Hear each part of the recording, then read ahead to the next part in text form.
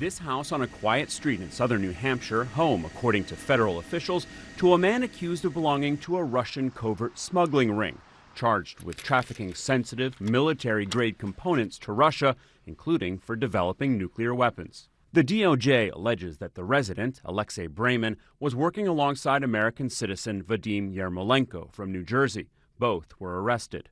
The ring included 5 others, all Russians, among them Vadim Konoshenok, a colonel in Russia's domestic intelligence agency, the FSB. He was stopped at the Estonian border, attempting to cross into Russia, his car packed with thousands of U.S.-made bullets used in sniper rifles, as well as around 35 kinds of semiconductors and other electronics parts. Given the sanctions and the impact that that's having on the Russian military, I think Moscow has reached out through its intelligence services and said, look, we have to redouble our efforts to get these electronics, let the other stuff go by the wayside. The priority right now is trying to get back on track in Ukraine. Prosecutors say the smuggling ring unlawfully sourced, purchased, and shipped millions of dollars in military and sensitive dual-use technologies from U.S. manufacturers, including advanced electronics and sophisticated testing equipment used in quantum computing, hypersonic and nuclear weapons development, and other military and space-based military applications. When you see something like this happen, it's good evidence that the sanctions are indeed working, because the Russians would be doing it in a much easier way if they could, but they simply can't. The Eastern District of New York unsealed a 16-count indictment, alleging that the 7 were affiliated with Moscow-based companies directed by Russian intelligence, which were sanctioned after Russia invaded Ukraine. The network, the U.S. Treasury Department says, is instrumental to the Russian Federation's war machine.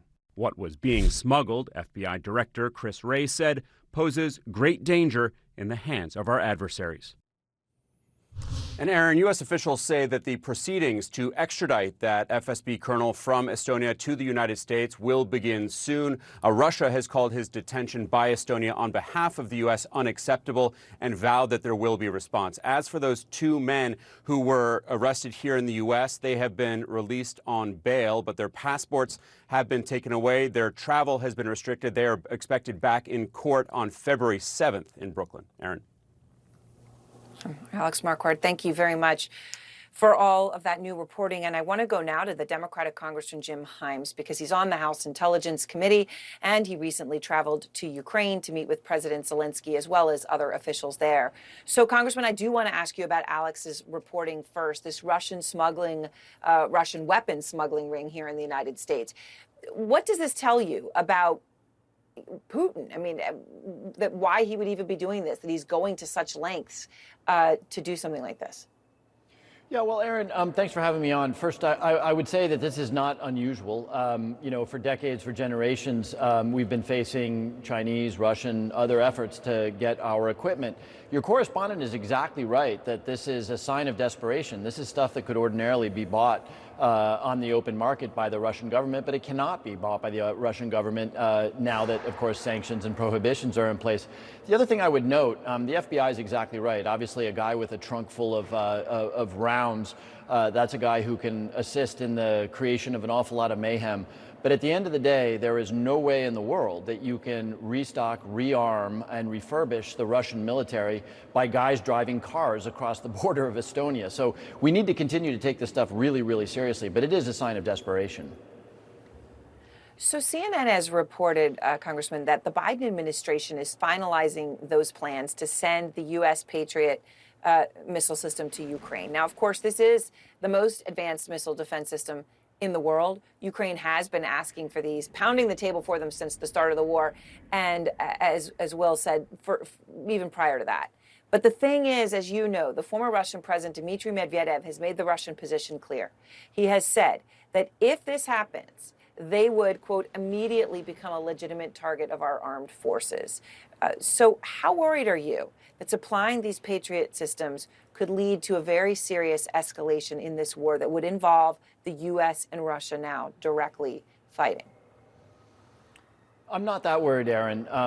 We've heard saber rattling from the Russians for a very long time. When they were winning, when they were just on the outskirts of Kyiv, we heard lots of saber rattling. And we know 2 things. Number one, that saber rattling very rarely leads to actual dangerous things like attacks on a NATO country. And number two, we've learned that the level of incompetence and lack of capability of the Russian military is staggering. And so, yeah, of course they'll try to go after those Patriot missiles. Good luck, right? I mean, it has. One of the incredible strategic catastrophes that Putin has brought upon his own country is that he has demonstrated the utter incompetence of his military. So, yeah, we worry about it, but I don't take those threats all that seriously when the alternative, of course, is the Russians continuing to have free rein to kill Ukrainian civilians, to shut down their power sources and that kind of thing. So I want to ask you about something earlier this week. The former U.S. ambassador to Russia, John Sullivan, told me he was in the same room with Putin as recently as a year ago, right? Just before this war began. And he told me that from when he started serving in 2020, and he saw Putin then, and he saw him up until a year ago, and now, of course, he's seen him on video.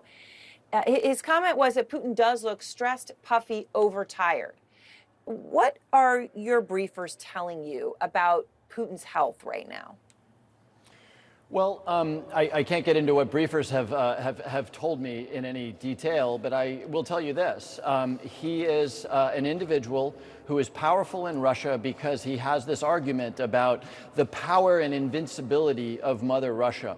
If you look at his history, it is all about macho, manly, victory, winning, and he is losing dramatically to Ukraine, a country a percentage of the size of Russia. And so what worries me more than oscilloscopes crossing the border from leaving New Hampshire, or trunks full of bullets coming in from Estonia, is how this plays out in the long run. Because a guy who has staked his whole career in a very dangerous political environment around winning and the grand success of Mother Russia, you can't hide 100,000 casualties. He will get increasingly desperate. It's not at all surprising to me that he's under a lot of stress. He will get increasingly desperate.